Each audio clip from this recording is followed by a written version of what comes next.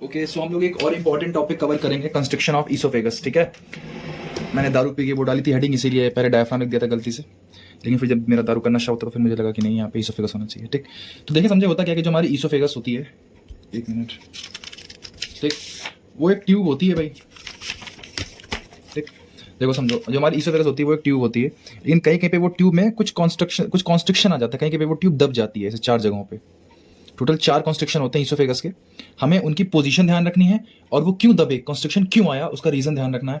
ठीक, अच्छा देखो, सबसे पहला जो कॉन्स्ट्रिक्शन आता है वो होता है सर्वाइकल कॉन्स्ट्रिक्शन। ठीक, एट फेरिंजो ईसोफेजियल जंक्शन पे, जहाँ पे फेरिंग्स और ईसोफेगस का जंक्शन आता है, वहाँ पे पहला कॉन्स्ट्रिक्शन आता है ईसोफेगस में, और ये होता है, और इसे हम लोग बोलते हैं सर्वाइकल कॉन्स्ट्रिक्शन। ठीक, अच्छा नेक्स्ट फिर आता है एओर्टिक कॉन्स्ट्रिक्शन। ठीक, जब आर्क ऑफ एओर्टा ईसोफेगस को क्रॉस करती है तो हल्की सी उसको दबाती हुई जाती है, प्रेस करती हुई जाती है, तो हम लोग इसे बोलते हैं एओर्टिक कॉन्स्ट्रिक्शन। ठीक, थर्ड होता है ब्रोंकियल कॉन्स्ट्रिक्शन। ठीक, जब लेफ्ट प्राइमरी ब्रोंकस इसको क्रॉस करता है ईसोफेगस को, तब वो हल्का सा ईसोफेगस को दबा देता है और उसकी वजह से आता है ब्रोंकियल कॉन्स्ट्रिक्शन। करेक्ट, और लास्ट आता है डायाफ्रैग्मेटिक कॉन्स्ट्रिक्शन। डायाफ्राम की जो ओपनिंग होती है ना, अगर आपने पढ़ा होगा ओपनिंग्स ऑफ डायाफ्राम, जो कि एक इंपॉर्टेंट टॉपिक है, ओपनिंग ऑफ डायाफ्राम, तो जो डायाफ्राम की ओपनिंग होती है ईसोफेगस के लिए, वहां पे भी हल्का सा जो डायाफ्राम होता है वो चारों ओर से ईसोफेगस को हल्का सा दबा देता है, और इसे हम लोग बोलते हैं डायाफ्रैग्मेटिक कॉन्स्ट्रिक्शन। सर्वाइकल कॉन्स्ट्रिक्शन फेरिंजो ईसोफेगियल जंक्शन पे, फिर आर्क ऑफ एओर्टा की वजह से, फिर लेफ्ट प्राइमरी ब्रोंकस की वजह से, और फिर डायाफ्राम के से 4 कॉन्स्ट्रिक्शंस आ गए। ठीक, अच्छा अब मेरी बात को ध्यान से समझना, ये देखो फिगर भी था उसका सुंदर सा। अब हमें ध्यान रखना कि कौन से वर्टिब्री लेवल पे होते हैं। ठीक, तो ये होते हैं C6, T4, T6 और T10 पे। ठीक, और अगर हम जो हमारे इंसीजर टीथ होते हैं, अगर हम वहां से डिस्टेंस नापें, इंसीजर टीथ से ही डिस्टेंस क्यों नाप रहे हैं, कहीं और से क्यों नहीं नाप रहे हैं, अभी बताऊंगा रीजन उसका। अगर हम डिस्टेंस नापें फ्रॉम द इंसीजर टीथ, तो पहले कॉन्स्ट्रिक्शन की डिस्टेंस आएगी 15 सेंटीमीटर, फिर 22, फिर 27, फिर 40 सेंटीमीटर। ठीक, आप इसे इंच में भी ध्यान रख सकते हैं, 6 इंच, 9 इंच, 11 इंच, 15 इंच। ठीक, 6, 9, 11, 15, ये इंच में थी। अच्छा अब मेरी बात एक ध्यान रखना कि इसको याद कैसे करें, तो समझो आपने बचपन में पढ़ी होगी ABCD, ABCD। ठीक, इस C को यहां से काट के A के आगे ले आओ, क्योंकि C वर्ड हमारे जीवन में बहुत महत्वपूर्ण हो गया, क्योंकि अब हमें लगने लगा कि हम C ही हैं। ठीक, तो CABD हो गया। ठीक, अब CABD के नीचे आपको लिखना है C ट्रिपल T। ठीक, और फिर इसके नीचे आपको लिखना है 6, 4, 6, 10, 6, 4, 6, 10। ठीक, ये हमारे शॉर्ट ट्रिक से सब कुछ हमें याद हो गया almost.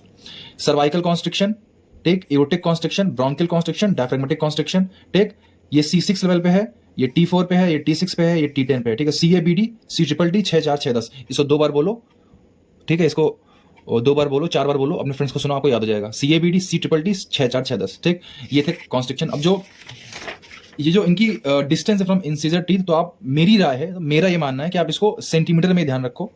15 centimetre, 22 centimetre, 27 centimetre, 40 centimetre, ये आपकी श्रद्धा है, आप इसे कैसे याद करो वो आपकी जिम्मेदारी। ठीक, अच्छा इसकी जो डिस्टेंस है वो हम लोग इंसीजर से क्यों नापते हैं, तो समझो, देखो जब भी किसी पेशेंट का हमें एग्जामिनेशन करना पड़ता है ना, एंडोस्कोपी वगैरह करनी पड़ती है, उसके स्टमक में कुछ कैमरा वगैरह डालना रहता है, तो हम लोग उसके इंसीजर टीथ से जो ट्यूब होती है उसे बोलते हैं गैस्ट्रिक ट्यूब, उसकी लेंथ नापना शुरू करते हैं, और हमें मालूम है कि ये कॉन्स्ट्रिक्शन जनरली कितना कितना दूर होता है, 15, 22, 27, 40, और फिर उस गैस्ट्रिक ट्यूब को हम लोग उसी हिसाब से मोड़ते हैं। मतलब हमें मालूम है कि यार ये रास्ता यहाँ से हल्का सा मुड़ा हुआ है, तो हम गैस्ट्रिक ट्यूब को यहाँ डालेंगे, जैसे जैसे मुझे दिखाएगा कि हाँ 15 सेंटीमीटर तक पहुंचने वाला है, तो उसको हल्का सा बेंड करूंगा इधर या इधर, या मतलब जैसे भी वो भैया सर्जन्स को बेहतर मालूम होता है। ठीक, बहुत अच्छी बात है, तो आपको इतना ध्यान रखना है। ये थे कॉन्स्ट्रिक्शन ऑफ ईसोफेगस। अब बात आती है कि इनका क्लिनिकल सिग्निफिकेंस क्या है, मैंने पढ़ते क्यों है। देखो सबसे पहले इनके बहुत इंपॉर्टेंट सिग्निफिकेंस हैं, जैसे कि ये वो साइड होती हैं जहां पे फॉरेन बॉडी सबसे ज्यादा स्टक कर जाती हैं, क्योंकि देखो अगर रास्ता सीधा होगा तो फॉरेन बॉडी स्टक करेंगे ही नहीं।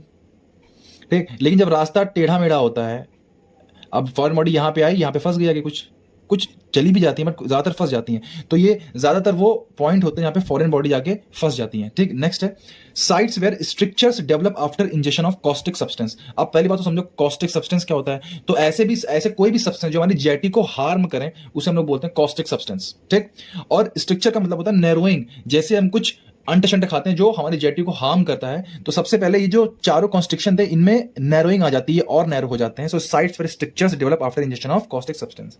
Next, sites have pre dilation for carcinoma of oesophagus, sorry pre dilation मैंने बोला, प्री डायलेक्शन का मतलब आप समझो इतना, प्रोन का मतलब होता है जहां पे कुछ होने के चांसेस ज्यादा रहते हैं, ठीक। Sites have predilection for carcinoma of oesophagus, जो ईसोफेगस का कार्सिनोमा होता है वो जनरली इन्हीं साइट्स पे होता है, ठीक।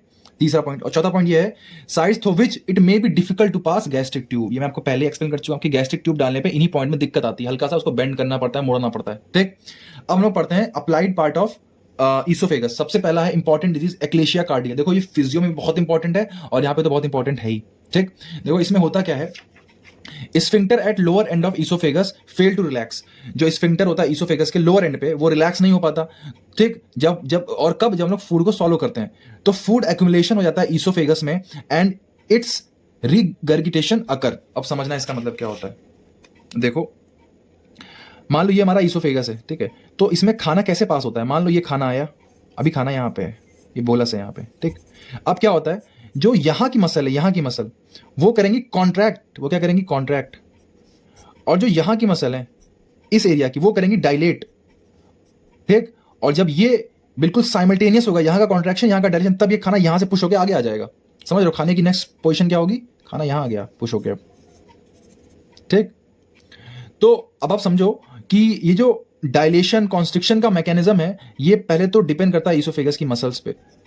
दूसरा जो नर्व्स हैं जो कि ईसोफेगस को सप्लाई कर रही हैं, जो कि माइमेटिक प्लेक्सस जो कि ईसोफेगस के जस्ट वॉल में लगे हुए हैं, उनका प्रॉपर फंक्शनिंग होना जरूरी है। इन दोनों के, ईसोफेगस की मसल्स और माइमेटिक प्लेक्सस जो कि हैं ईसोफेगस में, जब तक इनकी प्रॉपर फंक्शनिंग नहीं होगी, बिल्कुल कोऑर्डिनेशन में काम नहीं करेंगे, तब तक खाना आगे बढ़ेगा ही नहीं, ठीक। और इस बीमारी में क्या होता है, माइमेटिक प्लेक्सस में जो गैंग्लियन होते हैं वो बच्चे में कंजेनाइटली एब्सेंट होते हैं, या तो एब्सेंट होते हैं या तो उनमें कोई दिक्कत आ जाती है, ठीक।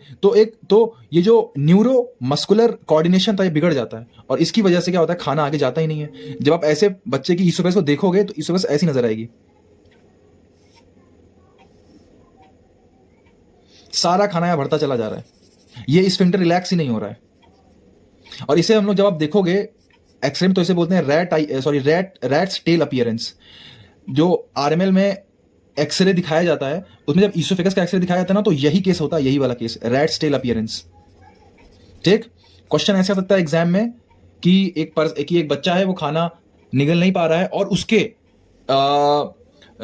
जो भी ऑर्गन इन्वॉल्व था, जब उसका एक्सरे में देखा गया तो रैट्स टेल अपीयरेंस आया। रैट्स टेल अपीयरेंस, आपको सीधे यही वर्ड देगा, रैट्स टेल अपीयरेंस। आपको जानना पड़ेगा कि रैट्स टेल अपीयरेंस मैंने कहां पढ़ा था, ईसोफेगस में, कब, एक्लेशिया कार्डिया में। फिर आपसे वो पूछेंगे नेक्स्ट क्वेश्चन की जो भी ऑर्गन इन्वॉल्व है उसके कॉन्स्ट्रिक्शंस बताओ, वो ईसोफेगस का नाम कभी नहीं लेंगे, तुमसे क्वेश्चन ऐसे ही पूछेंगे। तो ये जो इंपॉर्टेंट वर्ड्स होते हैं ना, ये rat tail appearance, birds beak appearance, ध्यान रखना है, ठीक। अब ये जो चीज लिखी है मैं आपको एक्सप्लेन कर चुका हूं, occurs due to neuromuscular incoordination due to absence of ganglionic cells in the myenteric plexus of the oesophageal solo, ठीक है, बहुत अच्छी बात। नेक्स्ट आते हैं इंपॉर्टेंट जो है वो है ट्रैकियो ईसोफेजियल फेस्टुला। देखो एक लैरिंजोट्रैकियल ट्यूब होती है, ये एक लैरिंजोट्रैकियल ट्यूब होती है और इसी ट्यूब से ईसोफेगस और ट्रैकिया दोनों डेवलप होते हैं, ठीक। इस ट्यूब में फिर बाइफेरिकेशन होता है, आगे चला जाता है वो फेरिंग्स, पीछे चला जाता है ईसोफेगस, ठीक। लेकिन मान लो किसी वजह से इनका जो बाइफर्केशन था वो ठीक से नहीं हो पाया, तो एक एबनॉर्मल रास्ता बन गया जो कि ट्रैकिया को ईसोफेगस से जोड़ता है। फिस्टुला का मतलब क्या होता है, फिस्टुला का मतलब होता है एबनॉर्मल रास्ता, तो एक एबनॉर्मल रास्ता बन गया जो कि जोड़ता है किसको, ये देखो ये हमारी ट्रैकिया थी, इसको जोड़ता है किससे, ईसोफेगस को, ठीक। और वो भी कौन से, ईसोफेगस को, लोअर ईसोफेगस को, ठीक। अब ये इंपॉर्टेंट क्यों, because this is the commonest congenital anomaly of oesophagus. Commonest है इंडिया में, बच्चों में ये बहुत देखा जाता है, ठीक। Occurs due to failure of separation of lumen of tracheal tube from that of oesophagus by laryngotracheal septum, correct. This communication important अब ये है कि कौन से लेवल पे होता है, ये होता है T4 लेवल पे, T4 लेवल पे इंपॉर्टेंट, ठीक। इसके क्लिनिकल फीचर क्या है, हाइड्रोएमनियोस, अभी बताते हैं क्या होता है। स्टमक डिस्टेंडेड विद एयर, अब हम जो सांस लेंगे वो सांस ट्रैकिया में जाने के बजाय कुछ यहां भी आ रही है स्टमक में, तो स्टमक हवा से फूल जाएगा।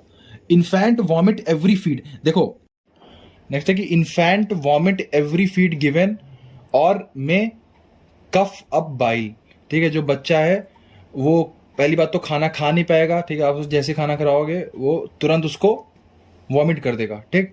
और जब वो कफ करेगा, मतलब जब उसे खांसी वगैरह भी आएगी तो ऐसा, तो उस कफ में क्या हो सकता है, बाइल आ जाएगा, क्योंकि अब डायरेक्ट कनेक्शन बन चुका है ट्रैकिया का जीआईटी के साथ, ठीक है। तो जो बाइल है वो इसमें आ सकता है उसके कफ में, ठीक। अच्छा, हाइड्रोएमनियोस क्या होता है, हाँ समझो। देखो जो बच्चा होता है वो न्यूट्रिशन कैसे लेता है, एमनियोटिक फ्लूइड को सॉलो करता है जब वो बच्चा होता है, मतलब माँ के वूम में होता है, ठीक। अब क्या हो रहा है कि वो कुछ भी नहीं खा पा रहा है, वो कुछ भी खा ही नहीं, वो कुछ भी सॉलो कर ही नहीं पा रहा है, तो जो एमनियोटिक फ्लूइड है उसकी कंसंट्रेशन बढ़ती चली जाएगी। इसे हम लोग बोलते हैं हाइड्रोएमनियोस। ठीक, ट्रीटमेंट क्या है? ट्रीटमेंट है कि भैया जो फिस्टुला है इसको आप लोग सर्जिकली काट के अलग कर दो दोनों को, और एक अलग ट्यूब ज्वाइन कर दो यहाँ से, ताकि इसोफेगस का रास्ता अलग हो जाए और ट्रेके का रास्ता अलग हो जाए। ठीक, और कोई दिक्कत नहीं, बस दिक्कत ये है कि ये दोनों मिल रहे हैं और कोई दिक्कत नहीं है। ठीक है, तो ये ट्रीटेबल होता है, ठीक हो जाता है। ठीक है, सो ये था इसोफेगस, और इसके इंपॉर्टेंट क्या थे क्लिनिकल्स, ज़रूर पढ़ें, दोनों क्लिनिकल बहुत इंपॉर्टेंट है। Thank you.